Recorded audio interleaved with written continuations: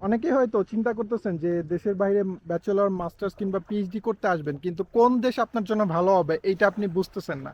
So আমি কিছু example দেই যে বিষয়গুলো আপনার মাস্ট কনসিডার করতে হবে দেশের বাইরে আসার জন্য। প্রথম যে বিষয়টা সেটা হচ্ছে যে আপনার বাজেট।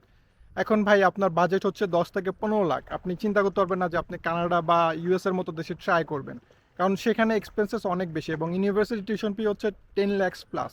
সো আপনার যদি বাজেট 10 to 15 লাখ হয়, আপনি সেই ক্ষেত্রে হচ্ছে জার্মানি, পোল্যান্ড, চেক রিপাবলিক, এই টাইপের দেশগুলো কনসিডার করতে পারেন, বেলজিয়াম, ফিনল্যান্ড। এরপরে যে বিষয়টা সেটা হচ্ছে যে আইএলটিএস স্কোর, আপনার আইএলটিএস স্কোর কত। আপনি যেমন সাপোজ কানাডিয়ান বেশিরভাগ ইউনিভার্সিটিতে মাস্টার্স লেভেলে হচ্ছে 6.5 to 7 চায়, এখন আপনার আইএলটিএস স্কোর আছে 6। সো 6-এ কোন কোন দেশের ইউনিভার্সিটিতে আপনি পড়তে পারবেন এটা একটা শর্ট লিস্ট ক্রিয়েট করতে পারেন। এরপরে যে বিষয়টা সেটা হচ্ছে যে আমরা যারা দেশের বাইরে আছি বেশিরভাগ সময় হচ্ছে আমরা চিন্তা করি যে পড়ালেখা শেষ করে আমরা হচ্ছে সেটেল হব বা পিআর পাওয়ার চিন্তা ভাবনা করব। তো এক্ষেত্রে আপনার দেখা উচিত যে কোন দেশে গেলে আপনি সহজে পড়ালেখার পরে সেটেল হতে পারবেন, কারণ অনেক দেশের অনেক রুলস। তো আপনার আগে ভাগে চিন্তা করা উচিত যে ঠিক আছে, সাপোজ নরওয়েতে আপনি যদি আসেন মাস্টার্স লেভেলে, আপনার পড়ালেখা শেষ করে সাবজেক্টের জব পাইতে হবে এবং আপনার ইয়ারলি স্যালারি হতে হবে অ্যারাউন্ড 50 লাখ।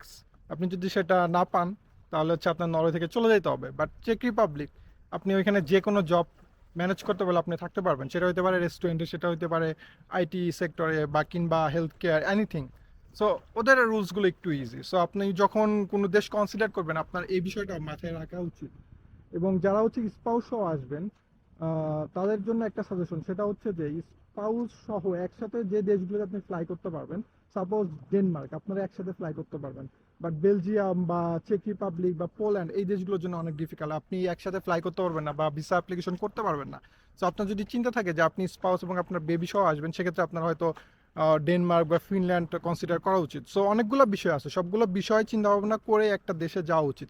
না গেলে, না হলে পরবর্তীতে সমস্যাটা হয় কি, আপনার ওই দেশে হয়তো আপনি পড়ালেখা শেষ করে থাকতে পারতেছেন না, তখন হয়তো আপনার অন্য কোথাও শিফট হইতে হবে, যেটা হচ্ছে কাইন্ড অফ টাইম ওয়েস্ট এবং অনেক টাকার ব্যাপার স্যাপার এখানে। সো এই বিষয়গুলো অবশ্যই মাথায় রাখবেন।